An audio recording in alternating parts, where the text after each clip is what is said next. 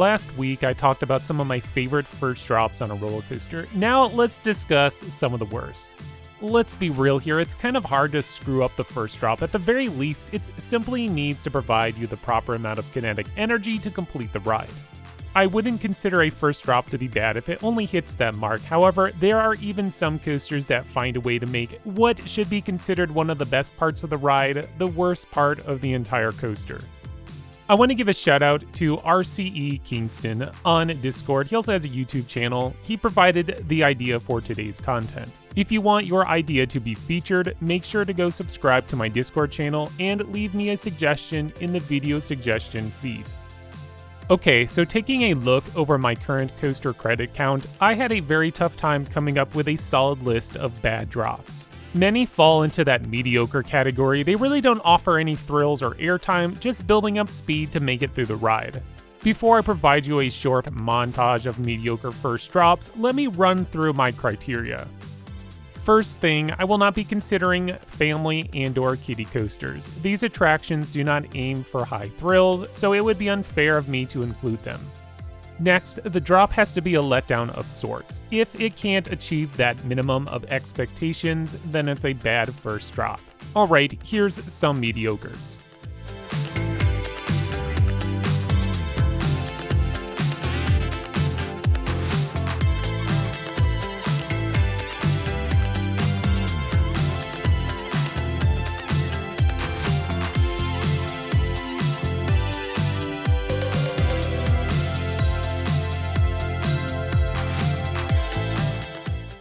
Number 7, Raptor, located at Cedar Point.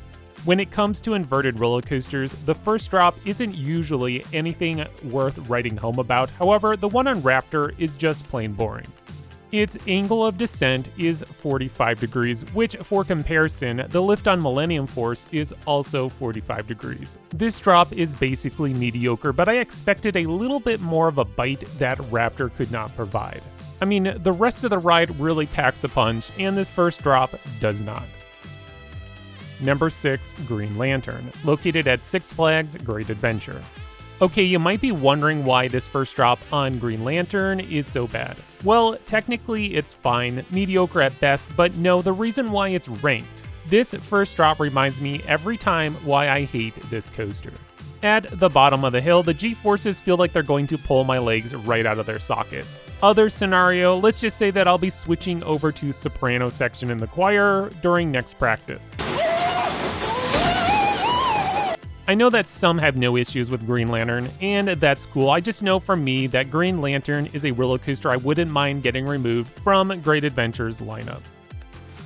Number 5, Firebird, located at Six Flags America.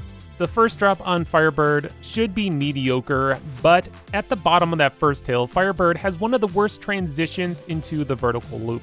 It's jarring and it's sure to knock your head around.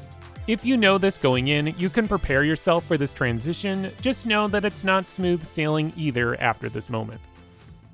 Number 4, Beast, located at Kings Island. After experiencing the most boring lift hill of all time, I mean, chances are you'll be sleeping prior to reaching the top. The drop as it stands now will not wake you up from that slumber. It's a weak angle that even has a trim break near the beginning of the drop.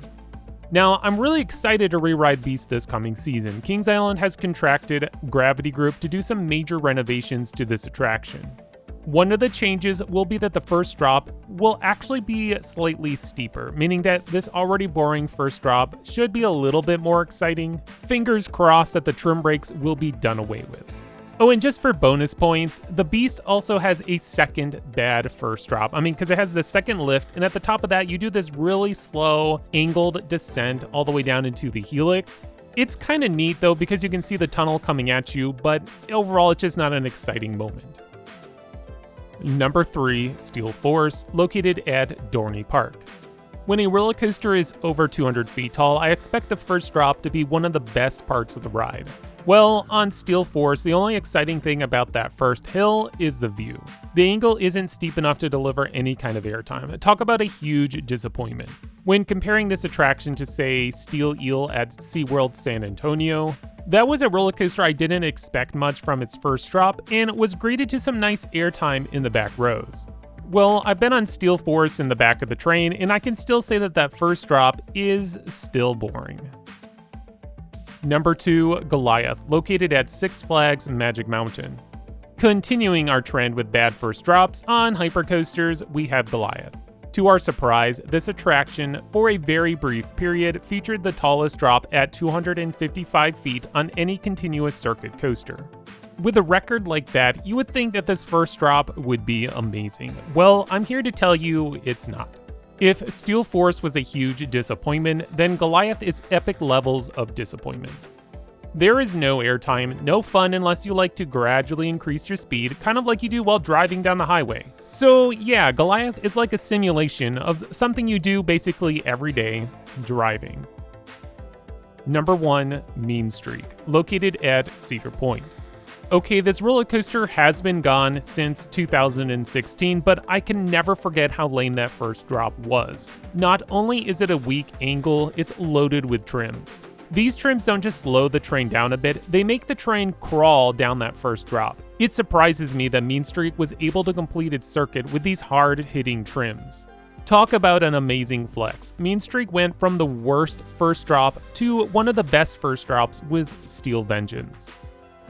Well, that's going to wrap up my video. As I said earlier, it's pretty tough to screw up that first drop. So it's very memorable when we come across a roller coaster that finds a way to make this a lame moment. What are some of your least favorite first drops? Let me know all about it in the comments below. If you enjoyed today's content, please click on the like button and subscribe. That way you continue to get more great content brought to you by Extreme Thrills.